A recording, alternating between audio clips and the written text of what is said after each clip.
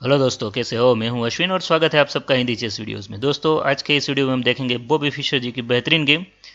हम देखेंगे कि कैसे बॉबी फिशर ने सिर्फ 16 मूव्स के अंदर फ्रेंच डिफेंस में जो विनेवर वेरिएशन है, ठीक है ना, उनको डिस्ट्रॉय कर दिया था, जो ब्लैक का सबसे एग्रेसिव और मेन वेरिएशन माना जाता है, ठीक है ना।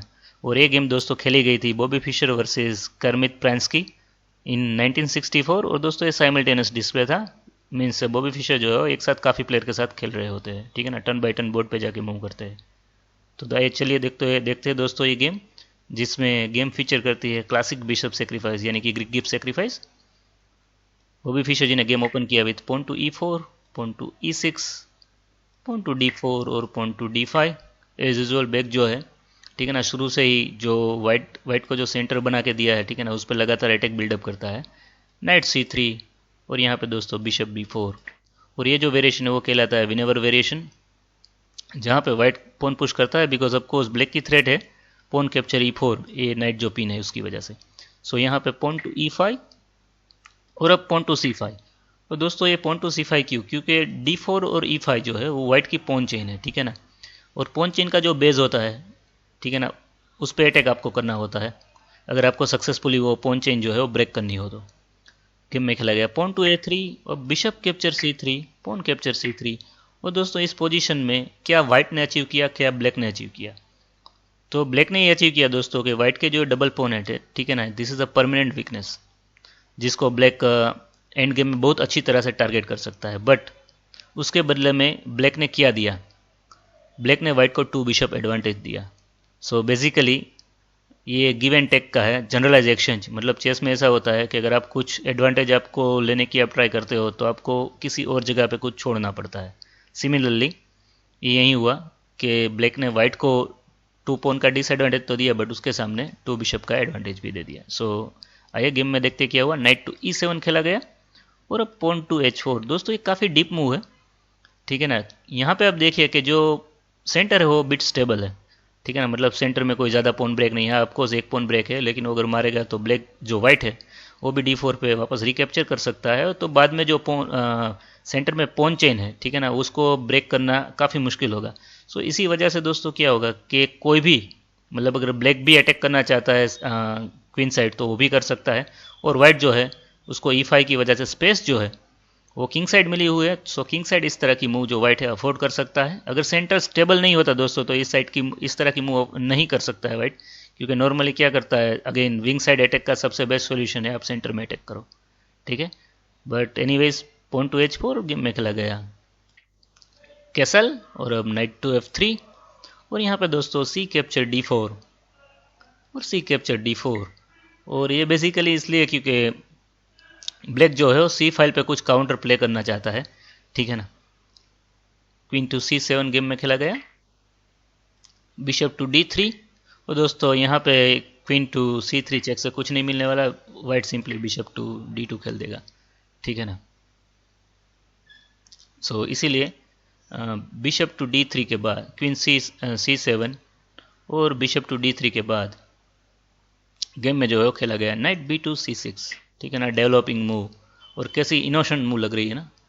बट दोस्तों गेम इज़ ऑलरेडी लॉस्ट। सो यहाँ पे अभी सिर्फ 10 मूव्स हुई है और जी हाँ, गेम इज़ ऑलरेडी लॉस्ट, ठीक है ना। अगर आपको टिपिकल चेस पैटर्न्स पता है तो ऑफकोर्स आप यहाँ पे खुद वो मूव फाइंड कर सकते हैं।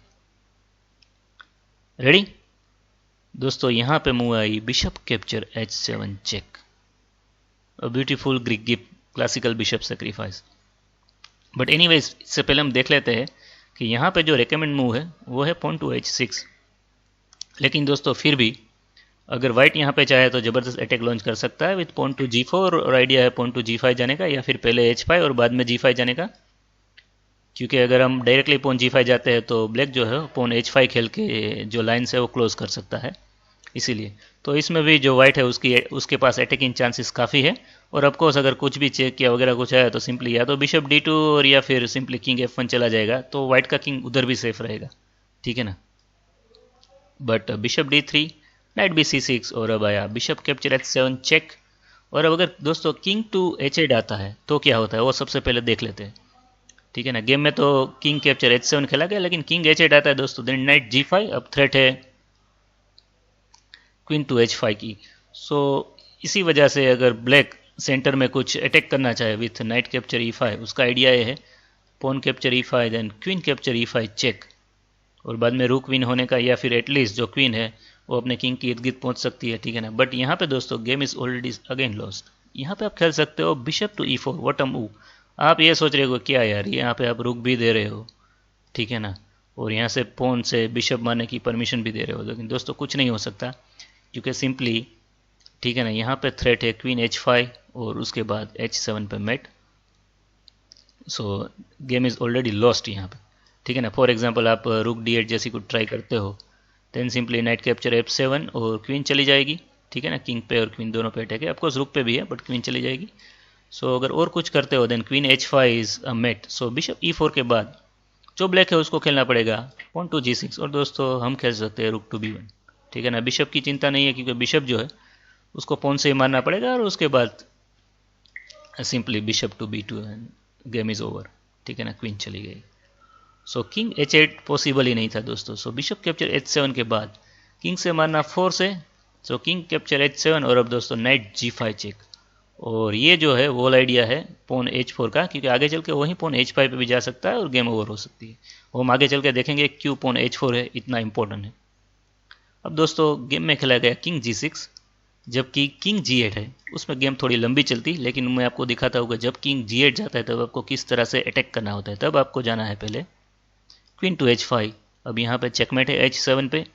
सो नॉर्मली ब्लैक क्या करता है, अपना रुक जो है मूव करता है, तो उसमें दोस्तों आपको पहले कैप्चर करना होता है F7 पॉन, क्योंकि आप डायरेक्टली देखिए क्वीन H7 चेक दोगे, किंग H8 जाएगा, और उसके बाद जब आप ये चेक देते हो H8 वाला, तब नॉर्मली दोस्तों हर केस में नाइट यहाँ पे नहीं होती है, ठीक है ना। तो किंग क्या कहाँ निकल जाता है, E7 निकल जाता है, और उसके बाद ऑफकोर्स आप खेल सकते हो क्वीन कैप्चर G7, लेकिन पॉइंट है कि उसके बाद ब्लैक जो है रुक टू F8 खेल के F7 स्क्वायर प्रोटेक्ट कर सकता है।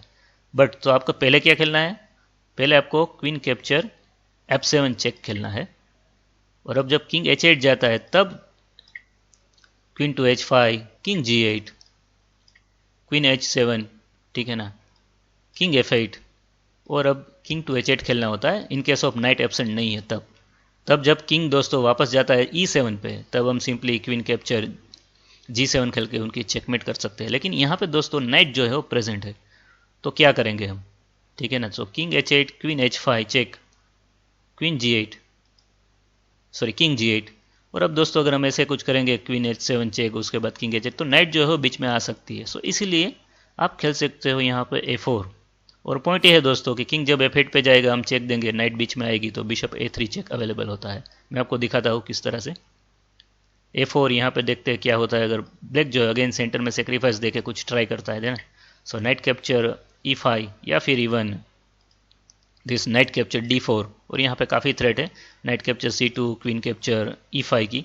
So this might be a possible move, लेकिन यहाँ पे आप खेल सकते हो queen to H7 check, king F8, और अब क्वीन H8 चेक। दोस्तों एक ही मूव है ओनली, नाइट टू G8, और अब दोस्तों बिशप टू A3 चेक, और आप देख रहे हो बिशप A3 चेक के बाद किंग को ओनली जाना पड़ेगा किंग टू E8, और उसके बाद queen capture G8 check, king D7 only move, queen capture G7 check, king C6 only move, और क्वीन कैप्चर क्वीन, और किंग कैप्चर क्वीन के बाद आप सिंपली शॉर्ट कैसल कर, सॉरी लॉन्ग कैसल कर लो, नाइट पे अटैक है, ठीक है ना। और आपके पास यहाँ पे जो पास पॉन है वो काफ़ी डेंजरस है, आपके पास 2 एक्स्ट्रा पॉन है। So this is completely winning for white. दोस्तों ये सब कैलकुलेट करने की ज़रूरत ही नहीं होती, ठीक है ना। अगर आपको ये टिपिकल पैटर्न पता है कि bishop capture H7, night G5, और उसके बाद जो अटैक है वो स्ट्रॉन्ग होता है, ठीक है ना। बट एनीवेज गेम में जो नाइट G5 है उसके बाद किंग G8 नहीं खेला गया, किंग टू G6 खेला गया, और दोस्तों यहाँ पे गेम में खेला गया A4, और ये जो है अ बिट वीक मूव है, ठीक है ना। Of course again white is still winning, but यहाँ से बेटर कुछ है जो आप खेल सकते हो, और वो बेटर मूव है दोस्तों क्वीन टू D3 चेक। ये काफ़ी टिपिकल है दोस्तों ग्रीक गिफ्ट में, ठीक है ना, कि आप क्वीन D3 चेक देते हो, या कई बार जो क्वीन है वो G4 पे जाती है। अब देखिए दोस्तों यहाँ पे अगर पॉन टू F5 आता है, ठीक है ना, देन सिंपली हम पॉन टू H5 चेक खेलेंगे, और अब किंग जो है उसके पास एक ही जगह है जाने के लिए, किंग टू H6, और उसके बाद नाइट कैप्चर E6, और एक क्वीन चली गई क्योंकि बिशप का डिस्कवर चेक है, ठीक है ना। सिमिलरली आप चाहो तो क्वीन D3 चेक के बाद नाइट बीच में डाल सकते हो, नाइट F5, और अब हमें दोस्तों G4 खेलने की कोई ज़रूरत नहीं है, हम उसकी क्वीन विन कर सकते हैं with pawn to H5 check. Again जो किंग है उसके पास एक ही जगह है, वो है किंग टू H6 और knight capture E6 check. Again bishop का discover check. So next move में हम उसकी क्वीन विन कर लेंगे, किंग कहीं पे भी मूव होता है तो, ठीक है ना। सो A4 के बाद गेम में खेला गया नाइट कैप्चर E5, लेकिन दोस्तों अब गेम टोटली ओवर, ठीक है ना। अब आया पॉन टू H5 चेक और अब गेम में खेला गया किंग F5, ठीक है ना। यहाँ पे आपको वीडियो पॉज करके सोचना है क्या होता है अगर आप जो किंग है वो F6 पे खेलते हो। Just pause the video here. Ready दोस्तों, यहाँ पे आप खेल सकते हो नाइट टू H7 चेक और आप देख रहे हो दोस्तों एक ही मूव पॉसिबल है, वो है किंग F5 और उसके बाद पॉन टू G4 चेक। और जब दोस्तों नाइट कैप्चर G4 आता है then simply queen F3 check. और अब जो क्वीन है वो बीच में ही डालनी पड़ेगी और क्वीन F4 और क्वीन कैप्चर F4 और ये मेट हो गई। So basically night capture E5 और H5 के बाद गेम जीत जा रही है, ठीक है ना। किंग F6 खेले तो सो गेम में ब्लैक ने सोचा कि मैं किंग F5 खेलता हूँ, लेकिन again same variation pawn to G4 check और अब किंग जो है वो F6 पे खेला गया। आपको हम देख चुके हैं कि क्या होता है अगर नाइट कैप्चर G4 आता है। Then simply queen F3 check, queen F4 और क्वीन कैप्चर F4 चेकमेट हो जाती। बट G4 और किंग F6 के बाद एक बहुत ही अच्छी ब्यूटीफुल सी मेट आ गई। It's a white to play checkmate in 1, of course knight to H7 checkmate. So दोस्तों कैसा लगा आपको वीडियो, ठीक है ना। और इस गेम में जो सीखने का पॉइंट था, जो लर्निंग पॉइंट था, वो वहीं था दोस्तों, क्लासिकल बिशप या ग्रीक गिप्स सेक्रीफाइस, ठीक है ना। और वो दोस्तों काफ़ी कॉमन है जब ब्लैक की नाइट है वो F6 पे नहीं होती और नॉर्मली आपका पॉन जो है वो E5 पे होता है, ठीक है ना। और जो G5 स्क्वायर है दोस्तों वो आपको कंट्रोल करके रखना होता है। फॉर एग्जांपल अगर नाइट G5 पे कोई उसको मार सकता है देन ये सेक्रीफाइस वर्क नहीं करेगा। सो वो सारे जो पॉइंट है, ठीक है ना, वो आपको सिर्फ याद रखने हैं और बाकी सब अपने आप हो जाएगा, ठीक है ना। सो मुझे आशा है कि मेरा वीडियो का आपको काफ़ी पसंद आया होगा, और पसंद आया दोस्तों प्लीज़ इस चैनल को सब्सक्राइब कीजिए, वीडियो को लाइक दीजिए और अपनी कमेंट देना बिल्कुल ना भूलें। धन्यवाद, जय हिंद, बाय बाय।